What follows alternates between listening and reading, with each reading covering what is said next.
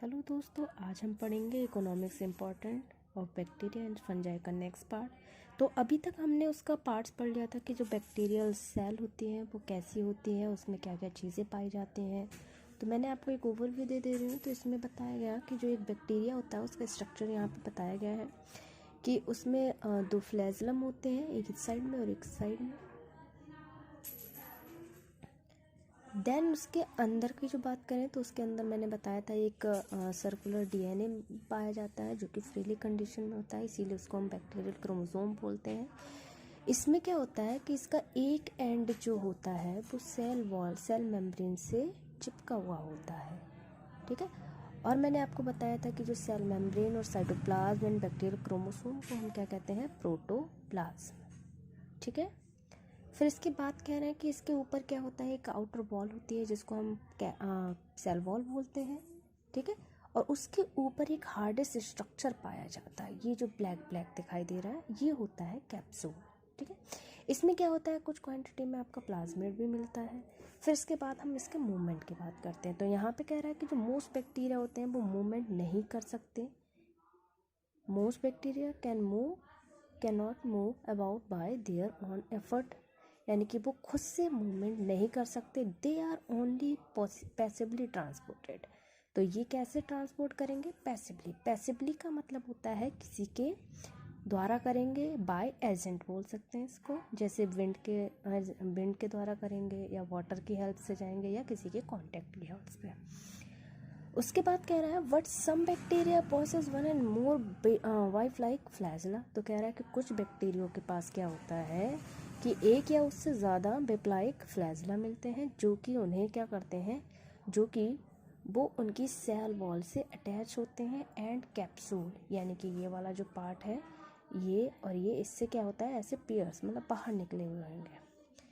फिर इसके बाद कह रहे हैं the lacing of movement of flagella provide active locomotion in a liquid environment. तो यहाँ पे कह रहा है कि जो आप इनका मूवमेंट देखेंगे फ्लैजला का, वो क्या है, वो एक एक्टिव लोकोमोशन कहला रहा है, ठीक है। क्या कहला रहा है, क्या कर रहा है, एक्टिव मूवमेंट। लिक्विड इन्वायरमेंट, यानी कि जो आपका कह सकते हो कि जैसे पानी वाली जगहों पे या लिक्विड होगा वहाँ पे वो क्या है, ये फ्लैजला की हेल्प से मूवमेंट कर सकते हैं। इसके बाद हम न्यूट्रिशन की बात करते हैं। तो न्यूट्रिशन में बताया the most bacteria have no chlorophyll, ठीक है। तो बैक्टीरिया के पास, जितने भी मोस्टली बैक्टीरिया होते हैं उनके पास क्लोरोफिल नहीं होता, therefore they depend on readymade food. तो ये क्या है, डिपेंड करते हैं रेडीमेड फूड, यानी कि जो दूसरे जैसे हम हैं या कोई भी प्लांट है वो खाना बनाता है, तो उससे क्या है कि वो अपना न्यूट्रिशन ले लेते हैं फ्रॉम डिफरेंट सोर्सेज, जैसे इसे हम बोलते हैं हेट्रोट्रॉफिक।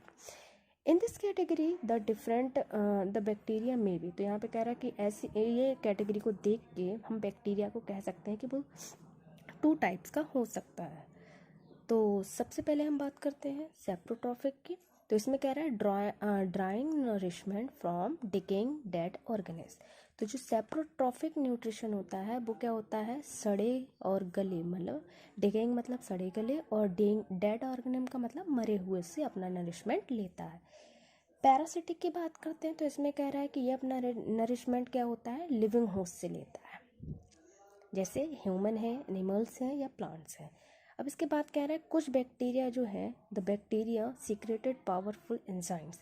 तो जो बैक्टीरिया होता है वो पावरफुल एंजाइम को सीक्रेट करता है फ्रॉम देयर सेल्स, अपनी ही सेल्स से, in the surround of food containing material. जैसे भी कोई भी फूड कंटेनिंग मटेरियल आता है उसके कांटेक्ट में, तुरंत वो क्या करता है, एक पावरफुल एंजाइम सीक्रेट कर देता है।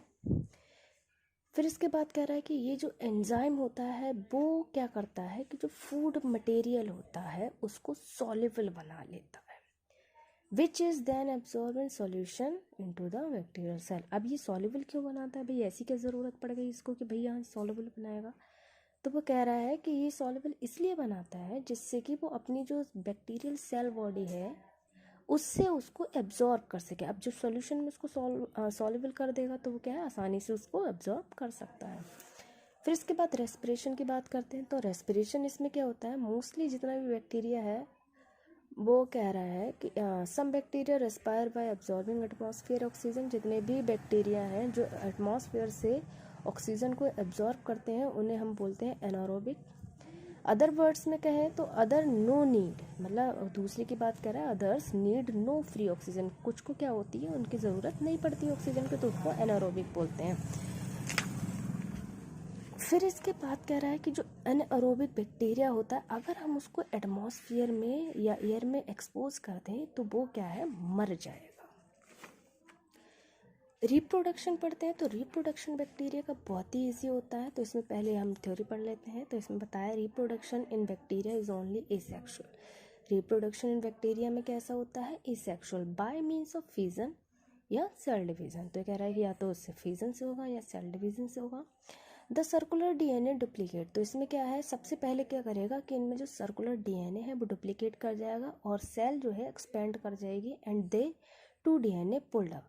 जैसे ही डीएनए डिप्लीकेशन हो जाता है तब वो दोनों डीएनए क्या होते हैं, एक इस साइड भागेगा और एक इस साइड भागेगा। ठीक है। The cell constrict at the middle separating two cells. तो यहाँ पे जैसे ही क्या करेगा, जो डीएनए का डुप्लीकेशन हो जाएगा तो सेल मिडल से क्या हो जाएगी, कॉन्ट्रैक्ट होना स्टार्ट हो जाएगी। Depending on this type bacteria the two daughter cells. तो यहाँ पे कह रहा है कि अगर देखा जाए तो depending on the type of bacteria जिसमें रिप्रोडक्शन हो रहा है, उसमें टू डॉटर सेल्स, उनकी मर्जी है कि वो यहाँ पे कंडीशन देता है कि टू डॉटर सेल्स जो है may be either remain attach, वो अपने चिपकी हुई भी रह सकती हैं, एंड मे सेपरेट, और वो एक दूसरे से अपने अलग भी हो सकते हैं। ये चॉइस उनके पास क्या है, इंडिपेंडेंट सेल्स होते हैं।